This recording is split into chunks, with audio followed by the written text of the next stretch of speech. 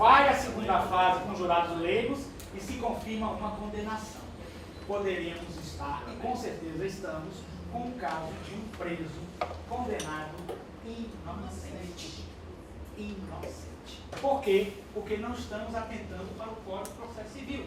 Se vocês pesquisarem e estudarem o que eu lhes falo, é simplesmente a expressão da verdade. Tanto nos autos desse suposto processo, que a gente está debatendo hipoteticamente, quanto no próprio Código de Processo Penal. Então, indícios suficientes de autoria, certo? O nome já diz, indício suficiente. Ele tem que ter uma força muito grande para provar aquela autoria. Agora, a polêmica que existe da primeira fase para a segunda fase é a seguinte. A polêmica nos diz que da primeira fase para a segunda fase, eu não uso indúbio pro réu. Eu uso o que, gente? Indúbio pro societatis. Para você, psicologia. Na dúvida que eu tiver, que se chama, eu vou dar em proveito da sociedade, em benefício da sociedade. E o que é que eu faço em benefício da sociedade? Eu jogo isso para o réu para os leões, para o tribunal do júri, para os 7 jurados leigos julgados. Indúbio pro societatis. Certinho? No julgamento em plenária do júri, eu posso arguir indúbio pro réu. Mas da primeira fase para a segunda, indúbio pro societatis. Mas indúbio pro societatis é se eu tenho os indícios suficientes de autoria. E se eu tenho a materialidade delitiva. Se eu não tenho um desses dois, eu nunca poderia passar da primeira fase para a segunda fase. Nem numa questão de indúbio pro societatis. Porque indúbio pro societatis eu tenho o declarante falando, uma outra testemunha, uma outra prova cá, outra prova lá, eu fiquei bem em dúvida. Eu aí jogo para o júri decidir, em benefício para a sociedade. Tem alguma pergunta, querido? Diga, meu querido. Eu gostaria de perguntar, no caso do goleiro Bruno tendo a vítima... No caso do goleiro Bruno, nós vamos nos remeter, e quem quiser anotar para fazer uma pesquisa em casa, podem pesquisar, os meus alunos já sabem. O caso dos irmãos Navas. O caso dos irmãos Navas. Ocorreu em 1937, na época de Getúlio Vargas, em que eles eram primos de um rapaz. O rapaz trazia arroz para uma cidadezinha do interior de Araguaia, né? Me parece, me fala a memória, Araguaia. E nessa cidadezinha eles vendiam arroz. O rapaz voltava com o caminhão vazio, fazia esse ciclo. O primo dele sumiu, desapareceu. O Ministério Público ofereceu uma denúncia que eu vou trazer. Eu tenho uma cópia da denúncia para vocês. E vou dar só um ponto da denúncia. Os irmãos pegaram a vítima, imobilizaram a vítima. Olha a denúncia do Ministério Público. A que ponto chega a dissonância cognitiva, a loucura. Pegaram, amarraram a vítima, colocaram um cadastro na vítima, enforcaram a vítima, jogaram no rio, o rio levou e caiu numa cachoeira não sei onde, até hoje não se achou. 18 anos depois, a vítima apareceu, Vivinha da Silva. Só que a mãe deles morreu, não aguentou, morreu. E um deles, se vocês forem lá, porque tanta coisa eu não me lembro, um deles veio a falecer e o outro ficou meio doido com a situação deles. Foram torturados fisicamente e psicologicamente. Um outro tema importante da psicologia é a tortura física e psicológica das pessoas na sociedade, na questão jurídica. Muito importante para a gente debater. Então, goleiro Bruno, eu não posso afirmar que seria leviano da minha parte, né? Que a moça estaria viva, né? Não posso afirmar. Tudo indica que ela está morta, mas não apareceu o corpo dela. Vou fazer até uma brincadeira com vocês aqui. De repente, ela me telefona. Professor Martinez, eu gostaria de me apresentar. Estou chegando no aeroporto de Holanda tal dia. O senhor avisa a imprensa, traz a doutora Graciela, o doutor Antônio Arroio, a doutora Patrícia, e nós abraçamos ela e falamos assim, com flashes e fotos. Depois eu dou uma entrevista. Agora no momento não, vou dar uma coletiva depois. E levo ela para um hotel. Evidentemente que é uma ficção. Mas é o tipo da coisa. Crime sem corpo é uma situação difícil. Nós temos que suprir essa falha Código de Processo fala, como a testemunha idônea e compromissada. Mas é uma coisa perigosa, evidentemente. Por outro lado, nós não podemos deixar que a criminalidade se use desse artifício, porque senão todo mundo matava, dava fim no crime e ficaria impune. Mas nós temos a justiça é uma balança. Nós temos duas situações dificílimas de serem analisadas e de serem julgadas, certo? Mas o jargão nos diz, o professor Antônio vai nos falar, 1 milhão de vezes, 1 trilhão de vezes, infinitamente absolver um culpado do que condenar um inocente. Condenar um inocente é um crime tão grave quanto um crime hediondo, porventura praticado. Porque não se paga esse dinheiro da pessoa estar na prisão. Os 7 jurados leigos deveriam analisar bastante isso. E nós temos no Tribunal do Júri, o professor Antônio veio aqui para falar também sobre isso, a professora Graciele, a professora Patrícia, que milita nos direitos humanos, uma mídia que age de forma assustadora. Da noite para o dia, se a mídia disser que foi quem matou a Elisa Samúdio, né? Professor Martinez foi o autor do sumiço da professora da Elisa Samúdio, né? Simplesmente eu acabei. Porque até para vocês acreditarem em mim vai ser difícil. Entendeu? Quem me conhece vai ser difícil. Então a mídia pode fazer de você um Deus, como pode fazer de você um demônio. Então esses endeusamentos e essas demonizações são extremos. Na boa psicologia, psicologia oriental, nós evitamos os extremos e procuramos o equilíbrio. No senso perceber que a gente tem dos nossos semelhantes. Entendeu, gente? Então é preciso cautela nessas coisas. Então, não é aqui no Brasil não, mas em outro país, determinado juiz está fazendo um bocado de coisa e coisa e tal, e aí estão endeusando. Não é aqui não, é na Finlândia. Na Finlândia. Estão endeusando ele. Mas você quer candidato ele na Finlândia. É para a Finlândia. E aí pega uma outra pessoa e demoniza. Então eu não gosto muito nem de demonizar, nem de endeusar. Prefiro um equilíbrio nas relações. Ele está certo? colocando o demônio só porque ele não tem entendimento. Essa fortuna de Deus. Agora é o seguinte, gente, eu gostaria de passar, antes de passar a palavra vou passar a palavra para todos os nossos convidados aqui, vou abrir para o debate sobre a questão do Tribunal do Júri. Vocês assistiram o Tribunal do Júri bastante cansativo, não vamos dar nomes a esse júri por uma questão ética, mas com certeza vocês poderão depois fazer perguntas.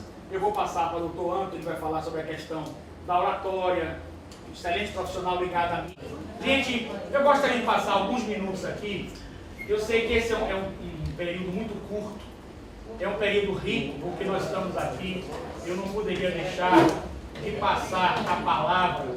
Vamos lá, gente, olha lá. É um momento rico. Você lembrou de algo que nunca aconteceu? E se fosse vítima de um crime, será que conseguiria narrar com todos os detalhes o ocorrido? Será mesmo que existem pessoas presas por falsas memórias? Existem formas de reduzir esse tipo de ocorrência? Esse é o tema de hoje no Academia e no trabalho de Gustavo Ávila. Fraturas do sistema penal, o sintoma das falsas memórias na prova testemunhal.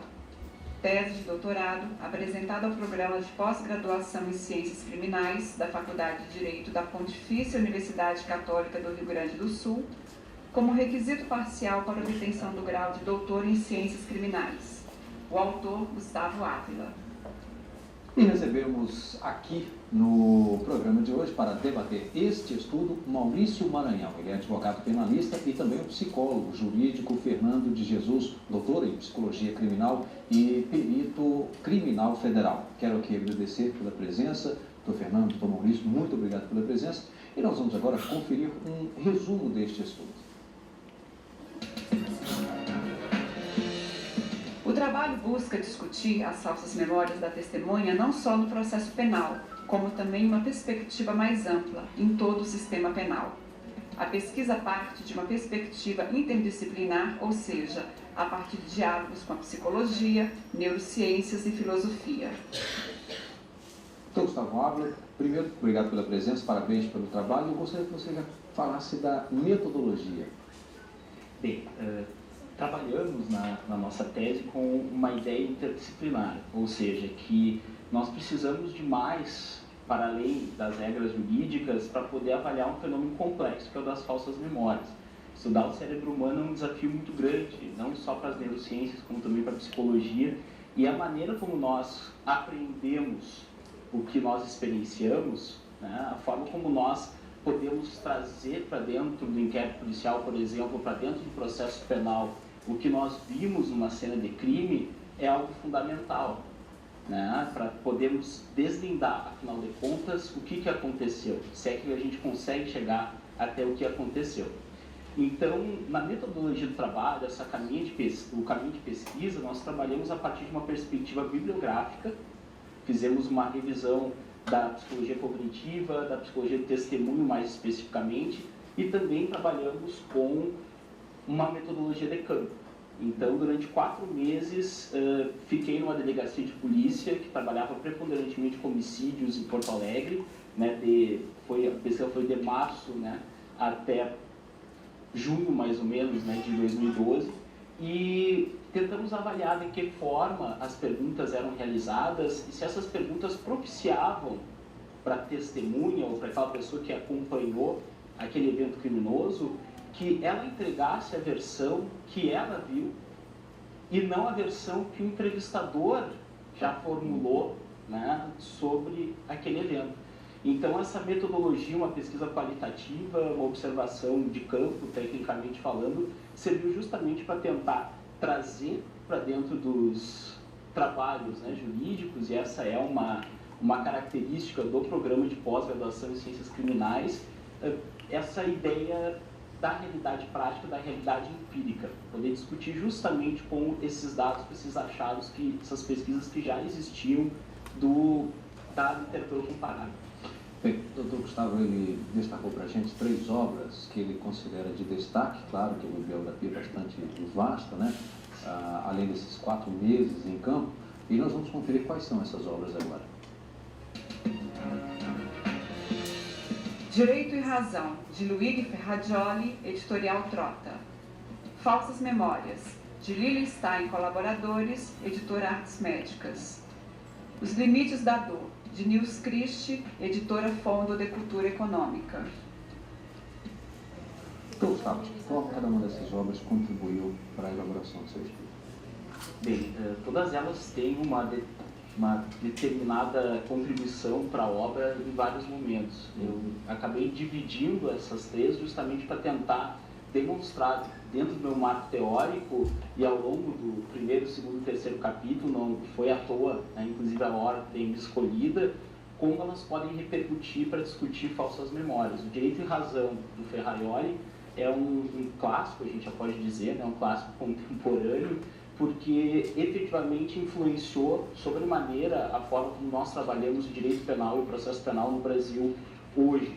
O garantismo penal é uma teoria que foi desenvolvida basicamente pelo Ferrajoli nessa obra clássica do final dos anos 70, e onde efetivamente o Ferrajoli ele tenta modernizar, ele tenta atualizar aquele direito penal mínimo do Cesare Beccaria. Então, o Ferrajoli ele tem uma visão pessimista de poder, ele tem uma visão onde o Estado precisa conter o seu poder punitivo, mas ele continua vendo, sim, na pena uma função dentro da sociedade. A segunda obra, Falsas Memórias, da Lili Stein, é muito importante porque vem a trabalhar dentro de um contexto brasileiro aquilo que já era desenvolvido há bastante tempo, notadamente no Reino Unido e nos Estados Unidos da América, pela Elizabeth Loftus. Então, o professor Lili Stein vem trabalhar com ideias e principalmente com a entrevista cognitiva, que é talvez uma das grandes ferramentas que se tem hoje para tentar reduzir os danos num depoimento mal colhido, seja na delegacia, seja no judiciário.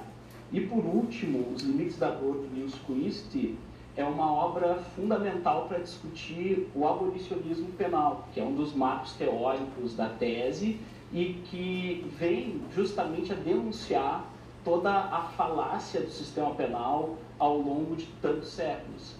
aonde o castigo nos levou? O Christie diz que, na verdade, o castigo ele é paradoxal, porque ele tenta tratar da dor com a imposição de uma nova dor. E essa imposição de uma nova dor tem nos levado aqui no Brasil, especialmente, a quadros bastante discutíveis em termos de política criminal, política carcerária. Nós temos hoje mais de 500 mil de presos e, apesar de nunca termos encarcerado tanto, ainda assim as pessoas demandam por mais punições. Então, essas três obras servem, sem dúvida nenhuma, para poder discutir o fenômeno das falsas memórias, já que as falsas memórias elas não repercutem só dentro do inquérito ou do processo, por exemplo. Elas repercutem, sem dúvida nenhuma, também em privações de liberdade. Aquilo que muitos dizem é justo matar para dizer que não deve matar, né? Exato. Bom, vou pedir para você falar agora do trabalho em si. Claro, sem problemas. Em relação ao trabalho em si, sempre é interessante trabalharmos com uma perspectiva de pergunta de pesquisa. Qual é o problema de pesquisa? O que se tentou discutir na tese? A tese discutiu, num primeiro momento, se é possível reduzir falsas memórias ao longo dos processos de criminalização. Existe essa possibilidade e, a partir disso, então, lançamos mão dessa pesquisa interdisciplinar e estudamos alguns doutrinadores no Brasil que já apontam alguns caminhos para que nós tentemos realizar essa chamada redução de danos. Agora, essa redução de danos, ela ainda é limitada, foi o que nós vimos. Essa redução de danos ela é insuficiente. Nós não temos no Brasil dados confiáveis, não temos sequer pesquisas realizadas em relação a quantas pessoas podem estar ou supostamente estão presas por falsas memórias. Nos Estados Unidos nós temos um projeto muito importante que é o The Innocence Project, que é um processo que eles chamam de exoneração criminal, que é semelhante à nossa revisão criminal aqui no Brasil. E esse processo de exoneração buscou justamente tentar livrar do corredor da morte pessoas que estavam condenadas por testemunhas. E através da revisão do que existia na década de 70, quando essas pessoas hipoteticamente teriam cometido os crimes, daquele material genético que estava conservado, mas não poderia ser utilizado porque a técnica de DNA ela não estava suficientemente desenvolvida na época, esses processos de exoneração tentavam comparar o material genético daquelas pessoas que estavam no corredor da morte com aquele material que existia desde a década de 70. E eles chegaram à conclusão de que 75% dessas pessoas estavam presas ou haviam sido condenadas equivocadamente com base em testemunhos. Então, um índice absolutamente alto, provavelmente no Brasil existem, mas nós não temos ainda pesquisas, né? A nossa pesquisa ela é relativamente recente ainda em relação a esse tema. Bom, nós vamos fazer aqui um rápido intervalo e na sequência estaremos de volta já na fase de debates aqui na Academia. Até já.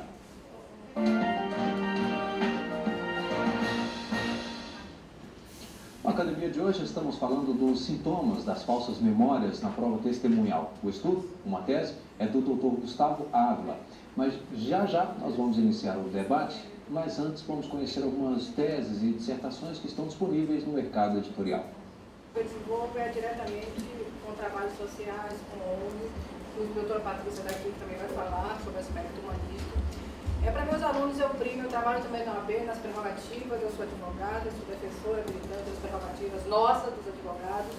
De vez em quando, ontem eu estava de plantão, tive uma emergência, tive que ir no complexo penal, porque um suposto delegado, né, ele cerceou, proibiu que o advogado tivesse acesso aos autos. E isso foi parar lá na casa de DET, na casa de atenção. Né, porque a coisa evoluiu, depois ele foi ver o preso e lá o advogado ligou para o sistema carcerário, o advogado não, o delegado, e aí não teve nem acesso ao preso. Ele pode ter acesso ao preso a qualquer hora, desde que alguns critérios. Então o que a gente vê nessa militância, o que eu ensino para meus alunos é o seguinte: tivemos, não vamos dar alguns casos aí sem nomes, mas tivemos o dissabor de assistir alguns júris, alguns colegas trabalhando que não defendiam realmente a parte. Isso é lamentável, né? Não importa o seu cliente que seja, mas você tem que primar pela dignidade da pessoa humana, pelo princípio. Então vamos entrar no mérito se ele é culpado ou não, mas você defende. Você defende até se a pessoa disser que ele é branco, gordo ou alto. Então o seu papel de constituinte, de defensor, E você tem que absorver isso com a alma. Então, não deixar passar batido certas coisas. Isso dói na pele quando a gente vê o cliente do nosso colega sendo de forma de pé-júri, Trucidado. né, de trucidado, ou então acusado de pequenas coisas, mas a gente sabe que um júri é teatro, é uma encenação pura, é o jogo da persuasão. Não vamos entrar no mérito se o júri é certo ou não, porque são 7 pessoas totalmente leigas que estão ali para decidir a vida. Tem pessoas que têm nível médio superior, tem pessoas que não têm nada, cozinheira, coisa e tal. Quem Então, quiser nós ser vamos... júri, só só para quem não sabe, qualquer pessoa pode ser júri, qualquer pessoa vai decidir a vida do outro. Não vamos entrar nesse meio. Mas eu estou falando do advogado que vocês são e serão e atuantes. Não importa a área que vocês militem, mas o mais importante é primar pela dignidade da pessoa humana e principalmente para seu cliente.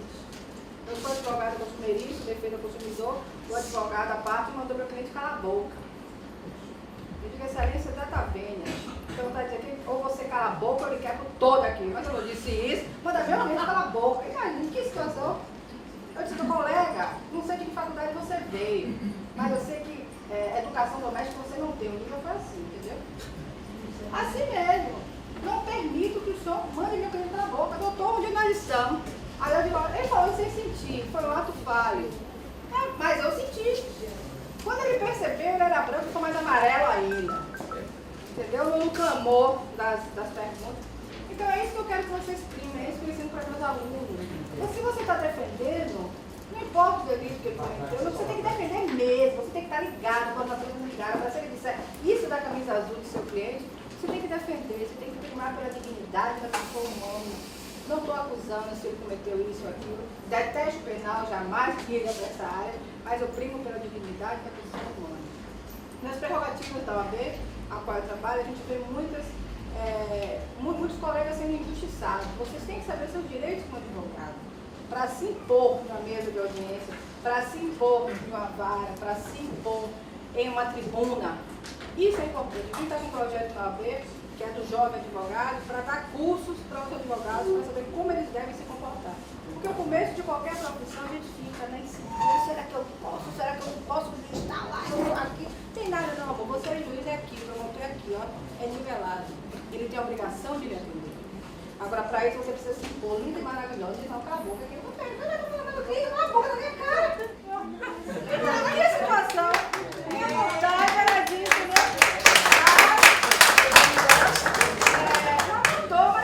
Eu percebi a ingenuidade. Eu já estava de cabeça baixa, quando eu já levantei com um leão no pescoço dele. Ele fez sem querer, sabe? Quando eu chamo uma pessoa de negra, minha bem amor, ele disse, cala a boca. Ele estava falando demais, era o momento dele, perquerir, né? Dele falar. E quando ele fez uma pergunta, ele fez isso. Mas aí que está o senso do advogado, o senso nosso de justiça.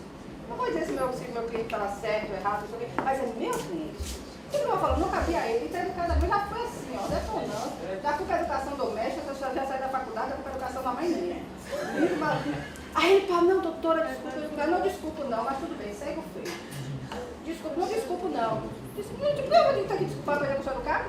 Isso é a pior fala. A pessoa me dá um tapa e diz, desculpe, eu não desculpo não, quem ficou apoiado fui eu. Né? Não é verdade? É uma coisa mais ridícula, a gente tem que parar de ser hipócrita. A gente tem que parar de ser hipócrita. Então a pessoa lá grita e diz, desculpe, está tudo bem? Eu não desculpo não, eu só desculpo se realmente eu desculpo. Se eu desculpo, eu digo, eu não desculpo. Aí o cara ficou me olhando assim, não desculpo. Aí segue o frente. Ele ficou, foi bom que desarticulou ele.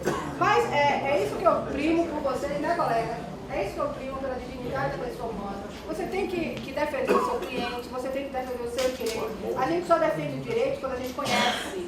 Se você não conhece o seu direito, juiz não atende, por que não vai me atender? Vai me atender sim, por que não? Quero falar com ele nas prerrogativas. Que dia ele vem, que dia ele pode, porque eu tenho que falar com ele. Entendeu? Lindo e maravilhoso, porque a gente tem que saber os nossos direitos para exigir direitos. A gente só exige direitos quando a gente sabe. Tira uma foto aqui. Quando você não sabe, você baixa a cabeça. Não baixa a cabeça, não. Isso aqui. Não baixa a cabeça, não. Linda e educadamente, você tem que se impor. Relação cliente-advogado, você tem que primar pela dignidade da pessoa humana. A pessoa já está lá fragilizado, magoado, todo psicológico abalado. E você vê o cara ser execrado por um promotor, com todo respeito, senhor. por um promotor, por um defensor, eu fico toda arrepiada de decepção. Minha vontade era de voar naquela pessoa, daquele promotor e tirar e ficar. Não, ou é, não é, pô. Você não vai pegar, se chegar lá, chegue junto mesmo, qual é mesmo, que é porque tu morreu quente, esse cara bom. Você já sabe, você que não é da área penal, você já sabe que é um teatro. Você que não é da área, né? Imagine quem é. Porque eu não sou, detesto o penal, não sei pra onde vou, não sou acusado de ninguém, mas não mexe com meus clientes não, que eu não vi. Então é isso que eu quero deixar essa mensagem para vocês. Vocês jovens advogados, não só os advogados, mas o pessoal da DKF que está aí, meus alunos, vamos primar pela justiça, vamos primar pela dignidade da pessoa humana. Se vê alguém sendo humilhado ou execrado, defenda. Não baixe a cabeça. Não deixe passar por cima do outro. A gente vive numa sociedade contemporânea que um vai passando por cima do outro, vai batendo no outro, tá tudo bem, tá tudo bem, tá tudo bem, e você não faz nada. Não faça, faça diferente. Se você vê uma injustiça, dignidade, seja diferente. Não importa quem, estenda a mão, sem pensar em quem é. Que você ajuda. E o advogado tem a função, está no código, quer dizer, o código do consumidor, está no código de ética, está no código de ética nossa. A gente tem que primar pela dignidade, está na nossa Constituição, a dignidade do outro. E a dignidade perpassa por muitos valores, perpassa pela educação, perpassa por um bom dia e perpassa principalmente pela não agressão, como o doutor Martins falou. Temos duas agressões, a agressão verbal, a agressão olhar e a agressão de palavra e as agressões físicas. Mas o que dói muito mais é a nossa agressão moral, a agressão verbal, como ele mandou meu cliente calar a boca. Agora imagine, na sala da audiência, e eu não faço nada. Imagine, muita gente não faz. Não, você tem que fazer sim. Então, prime por defender os seus clientes, prime pela dignidade, prime pela justiça, prime pela ética, prime pela diferença. A dignidade da pessoa humana é um princípio intrínseco do ser. Não só porque está na nossa Constituição, que é o ápice do nosso contexto axiológico, não só por isso, mas principalmente porque isso é o norte da sua vida. Se você escolheu direito, é o norte da sua vida. Se você escolheu ser agente ou DKF, é o norte de sua vida. Se você escolheu ser mediador, conciliador, pastor, é o norte da sua vida, que o princípio da dignidade da pessoa humana, que é um leque muito abrangente, fala de ética, de valores, de moral. Também mediadores, conciliadores, por favor, levanta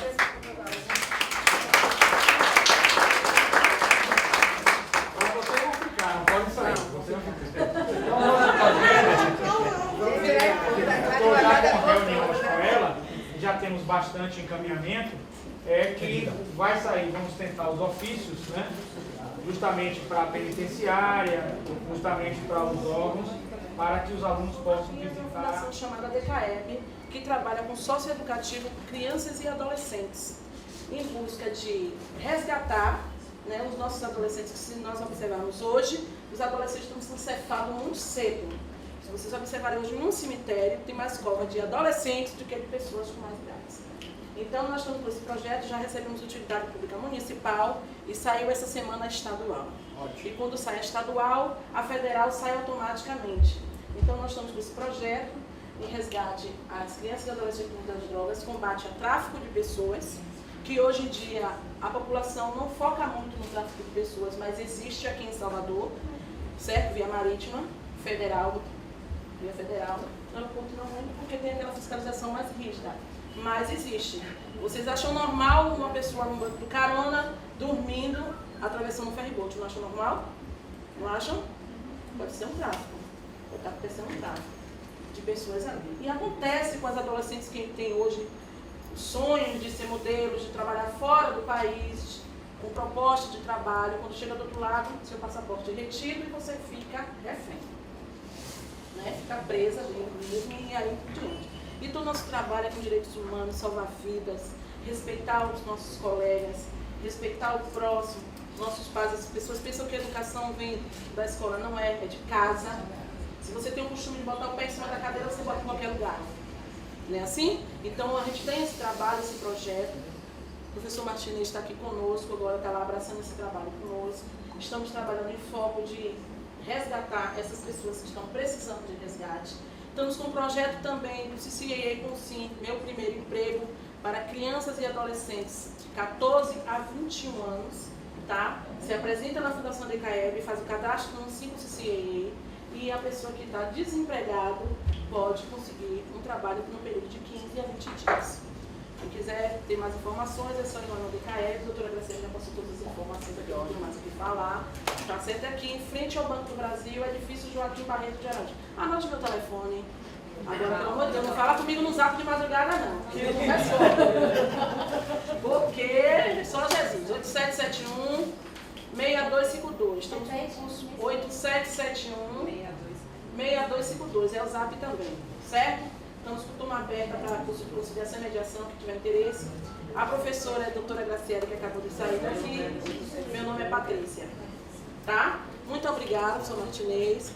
Muito obrigada pelo convite. Obrigado, senhores, que eu acabei de conhecer aqui. A gente conseguiu sair.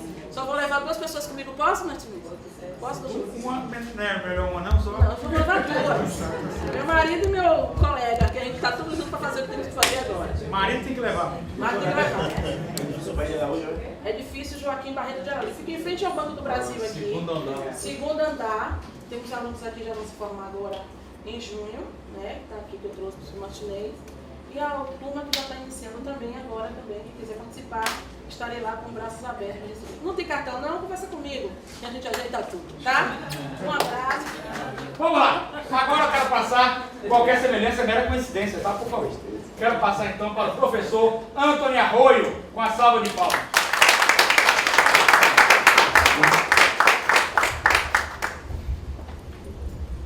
Bateu no nome. Vira. Será que a forma de eu me apresentar diante das pessoas, com tom de voz, expressão corporal e facial, pode influenciar alguém? Sim, claro. Quando a gente vê aqui o professor Martinez falando, fica difícil de acreditar que ainda haja injustiças na justiça brasileira. Sim. Não é verdade? Sim. Você foi testemunha essa semana de que alguma coisa ocorreu, de que a defesa não existiu. Por que essa defesa não existiu? Não importa, seja onde foi. Por que essa defesa não existiu? Não teve eloquência, não teve participação, Não teve combate, preparo, não teve interesse, protesto. não teve, enfim. E isso nós podemos ter aqui na escola. Sim. Não no último ano, desde o primeiro semestre podemos aprender. A Vânia também já esteve lá e vai também, já tiver a oportunidade de me ouvir. Bira, você disse que estava sem óculos. Agora há pouco você não posso ler porque eu estou sem óculos. Não, foi outra pessoa. Foi outra pessoa? Foi você, velho? Foi. Você sabia que você não precisa usar óculos? Quem aqui usa óculos? Todos aqui não precisam usar óculos, independente da idade. Apenas com treino. Os nossos olhos são músculos. E treinando, nós podemos reverter qualquer problema nos olhos. Quem não enxerga de longe, passa a enxergar de longe. Quem não enxerga de perto, passa a enxergar de perto. O que eu estou fazendo com vocês agora? Tirando o foco daquilo que é importante. Isso é o que a mídia faz conosco. E também em tribunal. Claro que é um tema interessante, mas não tem a ver com o trabalho de hoje. O que tem a ver o problema dos olhos com o que nós estamos estudando agora? E o advogado tem que estar ligado, atento. O que nos atrapalha? Demasiadamente. Você tem lindas sobrancelhas, filho. Obrigado. Parabéns. Atentar para o nosso trabalho. Focar naquilo que estamos predispostos a realizar. Observar, ouvir. Toda e qualquer atitude, expressão facial que o teu oponente possa demonstrar durante o júri pode trazer uma resposta que você esteja esperando. Nós ouvimos aqui a doutora Graciela dizer, ela estava de cabeça baixa quando o oponente gritou, cale a boca. E ela automaticamente, ao reverberar em sua memória, em sua mente, ela reagiu. Essa reação deve ser imediata. Quem esteve no treino do teatro logo após a minha palestra lá embaixo, Você viu lá, não foi? Quem mais esteve lá, Duane viu também? Aquela brincadeira que eles fizeram, da velocidade de reagir ante o próximo. Quem faz muito isso são, né, os casados. Basta o marido falar que a esposa pau! Isso é um exemplo legal. Se nós, como advogados, estivermos atentos dessa maneira, seremos bons advogados. E para ser bons advogados não custa muito. Agora, o bom não é ser bom. O bom é ser ótimo. E qual advogado é de verdade o melhor? É o que sabe mais? Está mais atento.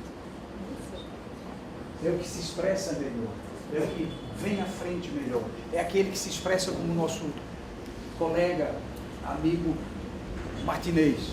Percebam como ele dá ênfase à voz, como ele se aproxima do oponente. Ele não fica aqui parado. Ele fala mais alto, ele se aproxima, ele joga o corpo com interesse. Isso chama atenção do júri. Isso chama atenção do seu oponente. Isso dá medo àquele que seja iniciante. Isso é importante na oratória jurídica. Não é saber mais, é como você coloca o teu conhecimento. Você pode saber tudo de lei, mas ficar caladinho, sem se expressar, sem tentar, porque está tímido, está receoso, não adianta nada.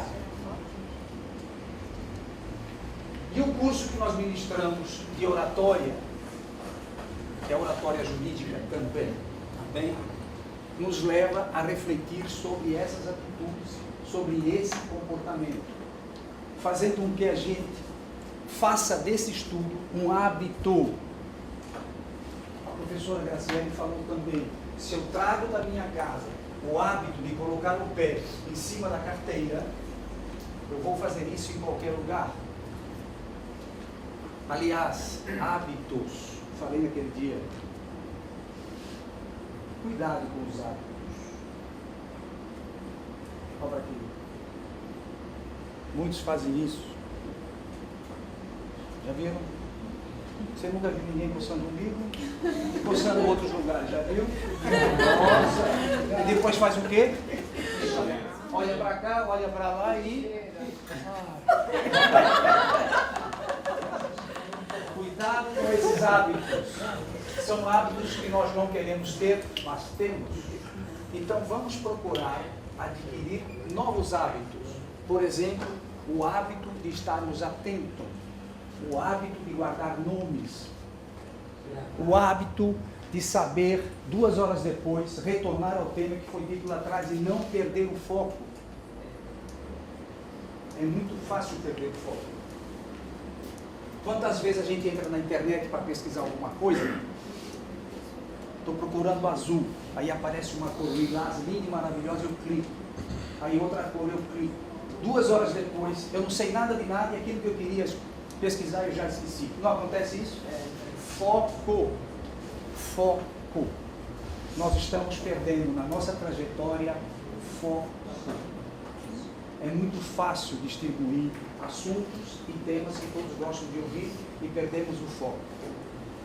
No curso que nós ministramos, nós trabalhamos também nisso. Professor Martinez, Diga, meu querido. eu agradeço por essa pequena oportunidade. Eu vim para aprender, haja vista, eu aprendo muito com os alunos, o curso é dinâmico e nós queremos ouvir cada um a sua experiência. Com relação ao cérebro, que o Martinez tão bem falou aqui, nós podemos aqui nessa sala manipular um evento e cada um realmente vai enxergar da sua forma. A sua experiência no caso, o seu gosto pelas pessoas, você falou muito bem, se eu não gosto de gente com barba, por incrível que pareça, se eu não gosto, é muito mais fácil para mim condenar aquela pessoa pelo simples fato de eu não gostar de barba, do que levar em consideração realmente o caso. Como disse aqui esse advogado, que eu não sei o nome dele. S. Quaresma. E hoje é muito simples manipular. Basta dizer que fulano é isso, fulano é aquilo, a mídia joga aí, a gente acaba acreditando em coisas que não deve acreditar. Muito bem, pessoal, eu agradeço esses minutos de atenção. Muito obrigado. E para quem quiser, no dia 26, aqui na escola, o próximo mês, 26 e 27, se eu não me engano, que é uma quinta e sexta-feira, será um curso dividido em duas partes, apenas 30 alunos. Não passamos de 30, 25 é a média, no máximo 30. E no sábado, dia 28 ou 29, é só ver aí na folhinha, não tenho certeza agora, no próximo mês, das 8 da manhã às 17 horas. As matrículas são feitas aqui com a Aline, coordenadora dos cursos de Direito, se eu não me engano. Não, de extensão. De extensão. Tá ok, pessoal? Muito obrigado. Gente, eu gostaria de ouvir também o colega que nos visita também, agradecer ao doutor Antônio Arroio pela sua presença, muito nos honra, colocar também a vocês qualquer pergunta, daqui a pouco a gente vai abrir para as perguntas, tanto do professor Antônio, mas ouvir também o colega que nos visita, que tem uma experiência também numa área bem específica, o dia cada vez mais bem específico, numa questão militar, né? É muito interessante o caminho que ele está declinando, que ele está assumindo, e com certeza a gente vai crescer na questão do militar também. Meu querido. Boa tarde. Meu nome é José Osmar, eu advogo já há quase 10 anos. Sou advogado criminalista, apesar de fazer júri também, professor. Ótimo. E Mas júri criminalista. Faço direito penal militar, apesar de ser a justiça mais antiga do país, coloca como se fosse uma coisa, uma novidade ou uma coisa de outro mundo, quando na verdade é a justiça mais antiga. Querem acabar, porque que não existe, não tem como, porque está na Constituição. E na verdade a justiça militar não é uma justiça para julgar militares, é uma justiça para julgar crimes militares. A justiça militar, muito pelo contrário, é mais severa com os militares do que a justiça comum. Civil também pode ser julgado na justiça militar. No Estado não pode, porque a Constituição proibiu, mas na Justiça Militar Federal, o civil ainda pode ser julgado pela Justiça Militar.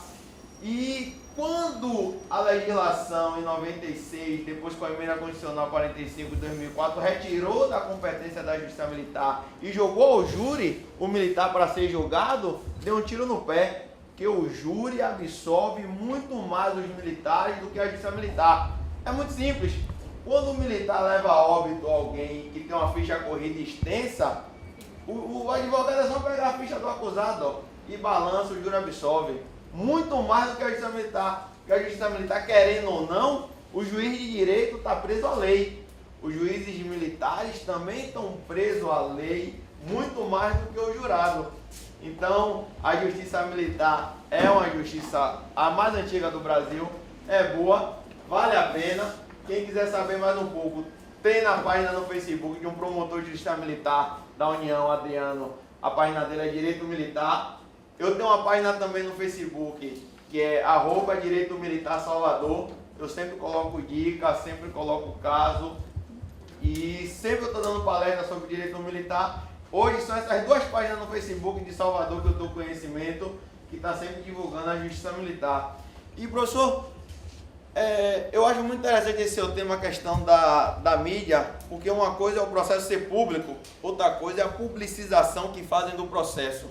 O processo público está lá, quem quiser ter acesso, quem quiser assistir a audiência. Outra coisa é quem se diz fiscal da lei e ao mesmo tempo é órgão acusador, pega uma pessoa e joga ela na fogueira da mídia. Aí o juiz lê o inquérito, lê a denúncia, lê o processo, chega em casa, bota na Globo, no Jornal da Globo, tá condenando o cara, bota no Jornal da Record, tá condenando o cara. E eu acho que a gente precisa de cursos como esse, que é na Academia de Direito que nós formamos pensadores, e nós não podemos permitir acontecer do jeito que está acontecendo. Os cristãos já foram perseguidos, as bruxas já foram perseguidas, e hoje nós estamos perseguindo o funcionário público. Amanhã vamos ver quem será. Obrigado.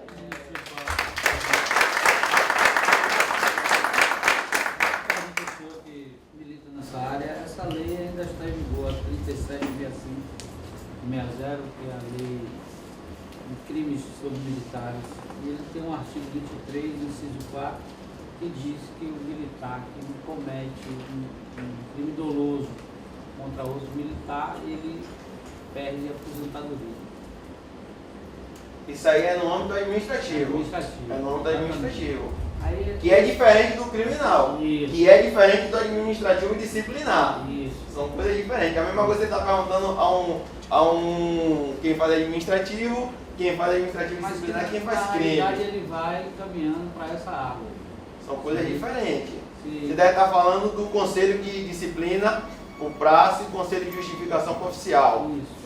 A realidade que eu queria saber se ele perde a aposentadoria sobre o crime doloso quando ele foi sentenciado.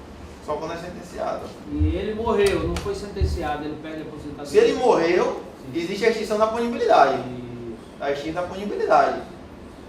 Ele morreu, a Não, punibilidade família é dele não perde a aposentadoria. não, que a punibilidade dele foi extinta.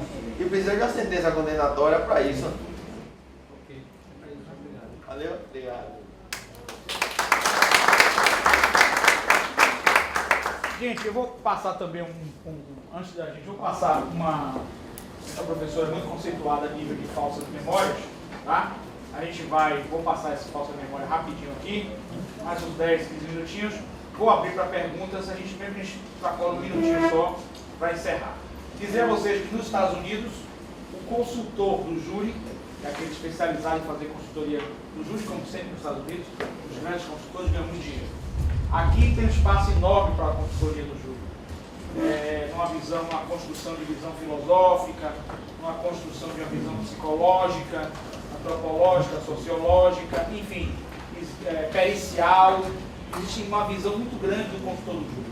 Então, esse curso também visa interdisciplinar, formar esse consultor do júri. O mediador, que a gente está fazendo, o curso de mediação de conflitos, mas com a terapia breve, é aberto também a todos, porque todos podem ser mediadores, certo? De todas as profissões, tá?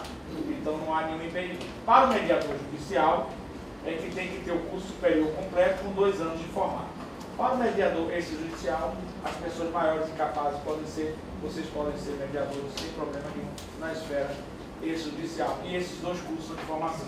O do dia 29 de abril, online, e no dia 9 de maio, também online. Nós estamos fechando essas 2 turmas, certo? Vou passar um pouquinho sobre falsas memórias, que nossa matéria também está relacionada ao Tribunal do Júri, aspecto jurídico-psicológico com falsas memórias.